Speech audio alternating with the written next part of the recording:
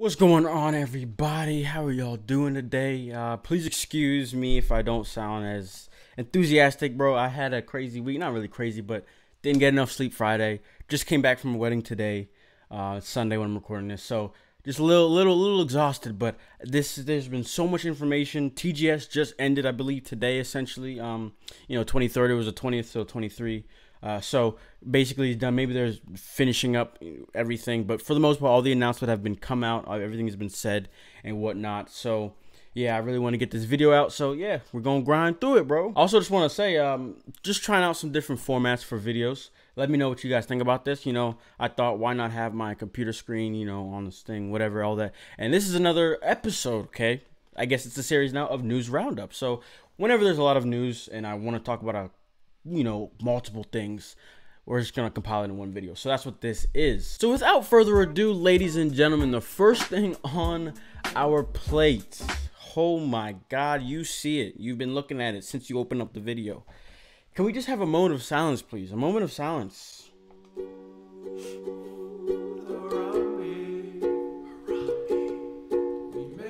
So yes, PlayStation Vita production to end in 2019 in Japan. So, let's just go ahead and read it real quick. PS Vita will be manufactured until 2019 in Japan, and there are currently no plans for a successor, Sony Interactive Entertainment Senior Vice President Hiroyuki Oda told Famitsu at Tokyo Game Show 2018. Currently, we do not have any plans regarding a new handheld device, Oda said. In Japan, we will manufacture PlayStation Vita until 2019. From there, shipping will end. So, with that being said, I think it's very important, ladies and gentlemen, for me to keep reiterating what I've been saying for the past few months now. So, I'm sorry, but I'm going to be pointing you over to a few of my videos that not enough of you have watched yet, okay? So, essentially, what I'm trying to say is, while they say no plans for a successor, PlayStation, Sony themselves have reiterated, have let us know they are not leaving the handheld portable atmosphere. Despite what Andrew House was saying, John Codera is a man of big words in a sense. Back in May, he was telling us himself he sees portable gaming as a important part of the PlayStation Sony ecosystem. So all of my videos date back to the first News Roundup episode where we went over an article talking about a 5G PSP where this was just a sort of, I don't know, prediction of assumption, just an idea that this one website was bringing up. But the thing is, they were basing it off of what Sony Corp had said. So without reiterating all that, I'm just going to let you guys know, watch that video. And I talk about that subject at the very start, so you don't got to watch a whole 19-minute video. But I just want you guys to watch that. And then from there, watch my more recent video about Sony is not leaving the hand. Honestly, you could honestly watch that one because I do cover the 5G aspect in that video. So if you go and watch those videos, you'll know that where my stance is. While they don't plan for a successor, they are not leaving the portable atmosphere. And the reason for that is because it's just changed. If you see, what's it called? Nintendo themselves, they still have the 3DS. They're kind of just letting that shit run its course until it's dead, completely. Why not? The thing still sells, so why not run it to the ground, I think this whole ending of production is a more strategic plan by Sony because I think ending this production is now saving money for their new plans. And so those plans, I'm not going to say it. I'll let you guys watch that video and understand what my stance is. So while I can say I'm sad, it does suck, guys. This is what my channel was based off of. This is how I started to an extent. This is what gave me my initial passion to make videos, essentially. So this is tough news, but I'm not that stressed because I know, one, I do have a Switch, so I'm not that stressed. That's one. But two, I know that Sony isn't done with the whole handheld thing. Now, I will say, in these theory videos, it's not going to be a successor of a PlayStation Vita. It's going to be an entirely different route. So with that being said, some people may or may not like it. But I think it's good to at least give it a chance, my people. Just listen to it and hear me out. But other than that, let's go ahead and move on to the next news. So this kind of ties in to the whole idea of PlayStation not ending portable gaming. So in the most recent video, Sony is not done with portable gaming, whatever the heck it is called.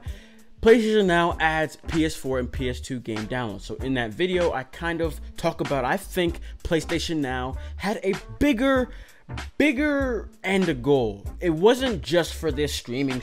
I think they're kind of creating, they announced this service very early in its life when it didn't have too much going on, but with the idea of make some money with it while you're continually and gradually fleshing it out and making into sort of an Xbox Game Pass. So that's exactly what I think is going on. And with this announcement, I think this theory is becoming more and more real. So it says, starting today, which is September 20th, PlayStation Now users will be able to stream as well as download PlayStation Now games to their PlayStation 4 in order to play both locally and offline, Sony Interactive Entertainment announced. Almost all PlayStation 4 games in the service, as well as the PlayStation Now lineup of PlayStation 2 games emulated for PlayStation 4, support this new feature. If you have already started a game via streaming on PlayStation Now and want to continue playing locally on your PlayStation 4, you can transfer your save file from the PlayStation Now cloud to your console with a PlayStation Plus membership.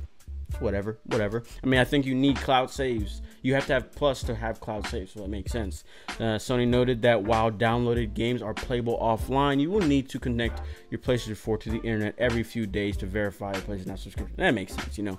That's how it is for downloaded games on your base PS4 already, like PS4 native games. After a while, you have to kind of go online to check that little, what is it, I don't know, whatever the heck it is. So like I'm saying, I believe that this thing with PlayStation Now, guys, I'm telling you, once they get to this point of all the PlayStation 4 games that come to it or are on it, and then you have, I guess they're gonna have to work with PS3 games, I guess, you know, I don't know about that. That's something that's interesting to me, the fact that they don't have PS3 working yet. But that's another thing, maybe they're gonna save that for a big announcement. All PS3 games are available on PlayStation Now to download and stream at the same, you know. So maybe that would be a big, that's essentially saying that, you know, backwards compatibility is here with having every single game there. So that is a big announcement. And so this ties into the theory that I have from my other videos. If they do have a streaming device, what's going to happen is you can use PlayStation Now, and that's how you're going to be able to play your PlayStation 4 games while you're, you know, on that system. And then if you want to download and play them wherever you go, you can do that, download them onto your thing. So of course that type of full detail is not very clear for me, so we're just gonna let this service keep being fleshed out, and from there I think we're gonna get a better picture of how it's fully gonna work with their future plans. I'm telling you, bro. So before we go ahead and talk about anything else, I want to go ahead and highlight Death Stranding. Okay, so I've never really specifically talked about it, but personally, so this is something that I think I'm not the same as a lot of people in terms of opinions on this game. A lot of people are getting mad and annoyed that he's not showing much gameplay, but I will tell you, bro, the last thing we saw, I think TGS, when I saw people making fun of it, walking simulator, bro, that gameplay was, I don't know, I felt very pleased and content with that. I saw a really cool looking gun. You might think that's weird, but that gives me the sign that, okay, this might be a third-person shooter. That's the first thing. No, I feel like not too many people really picked that up. And then the idea of it walking, I just think that just showed this crazy story that's about to happen. And I like the atmosphere a lot. I'm really digging it. So I personally am very excited for this game. And like I said, I'm going to say it right now. I don't even expect anything big to be shown until mid to late 2019. And I am A-okay with that. I'm ready for the ride, for whatever the heck he wants to tease us, show us, all of that stuff. I'm ready for it. So I don't know. And so they said Troy Baker. So this says Kojima Productions debuted a new trailer for Death Stranding, which I haven't watched yet. I'm going to watch after this on my own, featuring a new character portrayed by Troy Baker, as well as revealed artwork for another new character played by Tommy Earl Jenkins during a special stage event at Tokyo Game Show.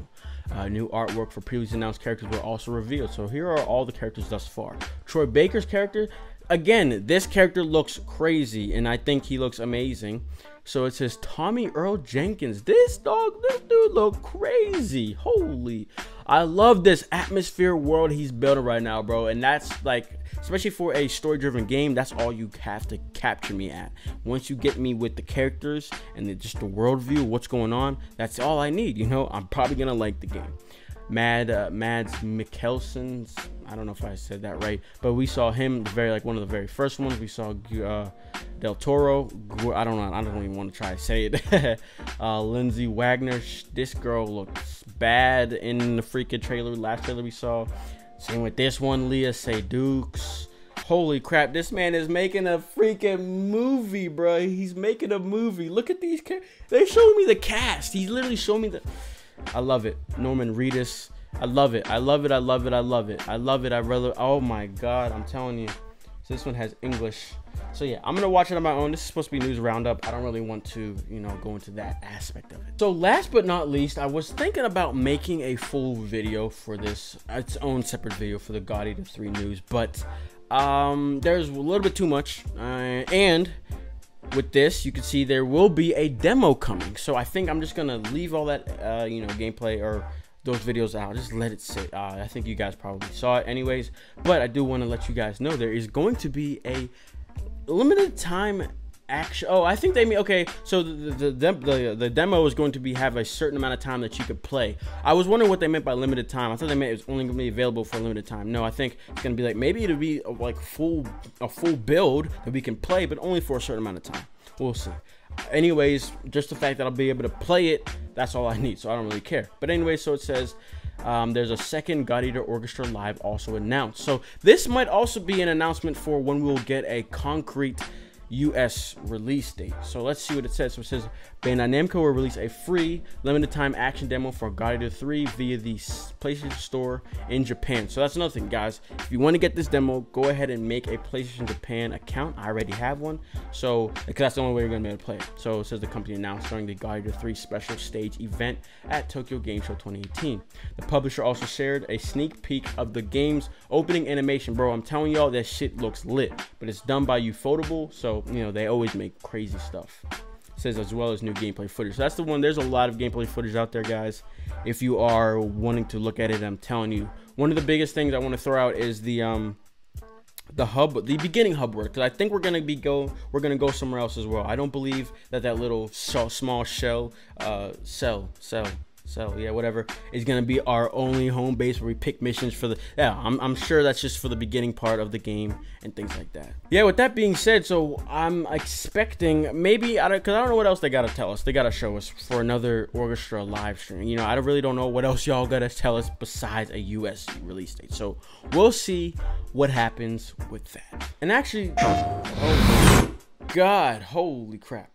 Last but not least, I just wanted to talk about Jump Force really quickly, because with this announcement of these custom characters, is there a scene where we see all of them? I just really think this game, Jump Force, guys, it really is shaping up to be something ginormous, equivalent to Dragon Ball Xenoverse. You know, whenever Xenoverse hit, that was a big thing. A lot of people, you know, we're excited, all that. It was like a million selling anime game, which is very important, you know. So with these custom characters made, I think, and then a navigator, I think that navigator is very interesting to me, because I get this vibe of, I don't know, it's just gonna be a long running game. They're gonna add events to it. I get this vibe. Glover, I think, is also like the guy who's like the director. Yeah, it said he's director. Those two new villains. I get this vibe. It's gonna be a long-running game. They're gonna add new events, new villains, DLC like that. Jump Force, because they're also talking about, people are suspecting about a custom character. Now, we have not seen anything about that yet. So they've seen some speculations and whatnot. But with that, if they have a custom character, that's a wrap. This is going to be a long-run game. They're going to add missions. They're going to be adding a lot of stuff gradually to this game.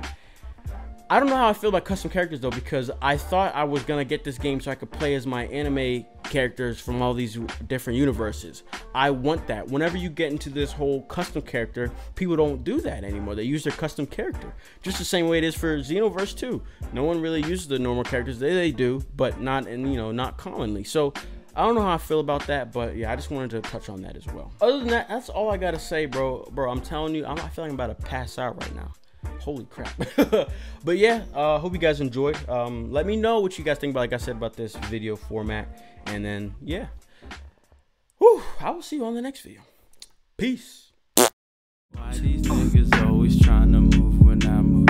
You can't keep up with the pace, please don't try to make room. Playing switch all in your face, I can't see what you do. I'm not finna run